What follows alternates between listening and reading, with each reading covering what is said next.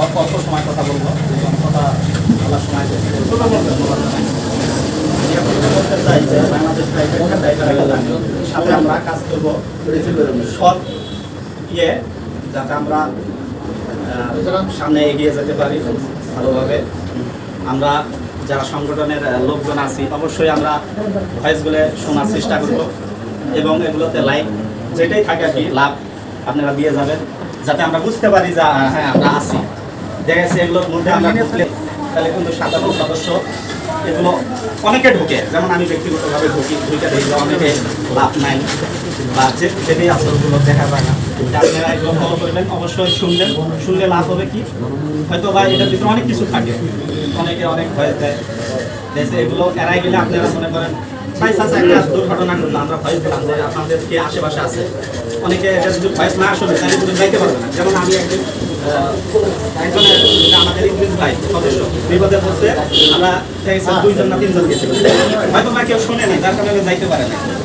ব্যক্তিগতভাবে আমাদের সংগঠনের সম্পাদক বিপুল ভাই ফোন দিয়ে বলছে যে সবুজ ভাই আপনি একটু যান, কি হয়েছে যে আপনারা অবশ্যই ভয়েসগুলো শুনবেন ভালোভাবে, যাতে যে কোনো রাস্তাঘাটের সমস্যা হলে আমরা যাইতে পারি সঠিক টাইমে।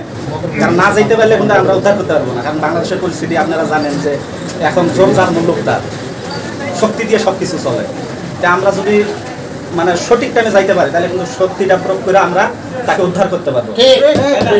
যদি আমরা সঠিক টাইমে না যাই দেখা গেছে তাকে নির্যাতন করে চলে যাবে, কারণ যে নির্যাতন করবে সে কিন্তু বেশি টাইম থাকবে না, এখানে সময় দিবে না, তাকে নির্যাতন করে চলে যাওয়ার চেষ্টা করবে। তাই আমরা এটাকে সারা দেবো ভয়েসগুলো এবং শুনবো ভালোভাবে। আর আমরা যারাই আছি ভয়েস মাঝে মধ্যে দিব, 2 দিন হোক 3 দিন হোক, দেওয়ার চেষ্টা করবো, মানে যাতে কিছু শিখতে পারি এমন ভয়েস দিবেন। ওই যে ভাই চা খাইতে আসেন, হ্যালো ভালো আছেন, এসব বলবেন না, মানে শর্টকাট এগুলো বলবেন না। এগুলো বললে হয় কি ভয়েস অনেক হয়ে যায়, অনেকে মনে করে দূর এত ভয়েস শোনার টাইম নেই, কি এগুলো বলে আন্দাজি এগুলো কথা, অনেকে বিরক্ত হয় এত ভয়েস শুনতেন না। কিছু মানে শেখার মতন কিছু কথা বলবেন যাতে সবাই বিষয়গুলো বুঝতে পারে। আমি বেশি কথা বাড়াবো না, আপনারা বাংলাদেশ প্রাইভেট কার ড্রাইভারের সাথে থাকবেন একটার সাথে।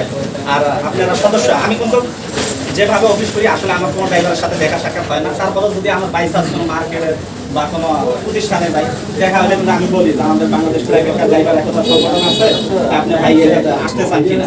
যদি কেউ আসতে চায় তাহলে আসে, যদি না আসতে চায় জোর করা হয় না, আপনারা জোর করবেন না, আপনারা ডাক দেন।